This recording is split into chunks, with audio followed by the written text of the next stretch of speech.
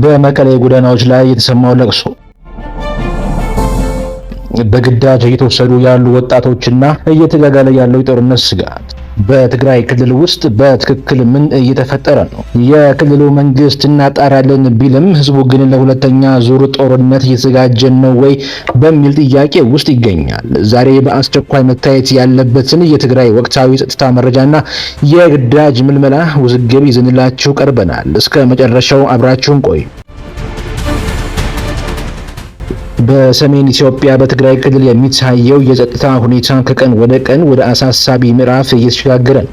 በተለይም በማህበራዊ ሚዲያ ላይ የተሰራጨውና በመቀሌ ከተማ ቀበሌ 05 የተፈጸመው አሳዛኝ ድርጊት የሚያሳየው ቪዲዮ የበርካቶችን ስጋት ወደ ከፍተኛ ደረጃ ድርሶታል።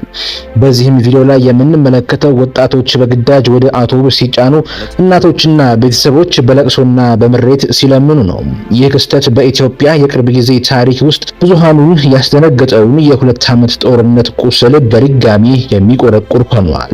በጉዳዩ ላይ ምላሽ የሰጡት የትግራይ ክልል ጊዜያዊ አስተዳደር የኮሚኒኬሽን ጉዳዮች ቢሮ ኃላፊ አቶ አብርሃም ሀጎስ በግዳጅ የሚደረግ ምልመላ እንደማይቀበሉት ገልጸዋል። አቶ አብርሃም በሰጡት መግለጫ ትግራይ በአሁኑ ሰዓት በአሳሳቢ የጸጥታ ስጋት ውስጥ ነች፣ ህዝቡም የመከላከል ኃላፊነት አለበት። ነገር ግን ማንኛውም ቅስቀሳ መሆን ያለበት በግልጽነት በፈቃደኝነትና በህዝብ እምነት ላይ ተመስርቶ እንጂ በግዳጅ አይደለም።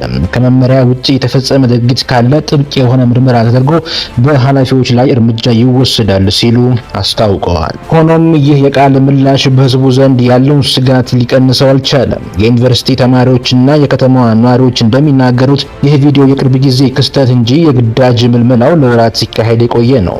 በቤቶች፣ በገበያዎች እና በተለያዩ የህዝብ መሰብሰቢያ ቦታዎች ወጣቶች እየተለቀሙ ወደ ማሰልጠኛ ጣቢያዎች እየተወሰዱ መሆናቸውን በስፋት እየተነገረ ነው። የሰብአዊ መብት ተሟጋች ድርጅቶችም ጉዳዩን በከፍተኛ ስጋት እየተከታተሉት ነው።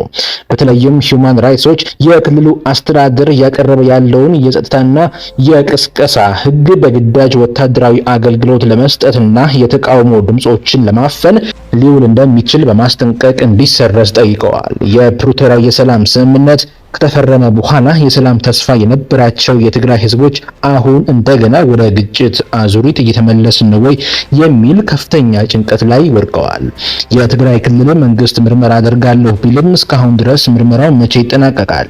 በኃላፊነት ላይ ያሉ ሰዎችስ ታግደዋል ወይ የሚለው ጥያቄ መልስ አላገኘም። ለማንኛውም ይህ ጉዳይ አሁንም በትክክል ላይ ያለ ነው። የክልሉ አስተዳደር የሚሰጠውን የመጨረሻ ውጤትና የሰሜን ኢትዮጵያ የጸጥታ ሁኔታ በቅርበት የምንከታተል ይሆናል። ስለ ጉዳዩ ምን ያስባሉ? የግዳጅ ምልመላው የክልሉን ደህንነት ለማስጠንቀቅ ወይስ ለሌላ አደጋ የሚዳርግ ነው ትላላችሁ? አስተያየታችሁን በኮሜንት ላይ አስቀምጡልን። ለተጨማሪ መረጃ ሰብስክራይብ በማድረግ ቤተሰብ ይሁኑ። ሰላም።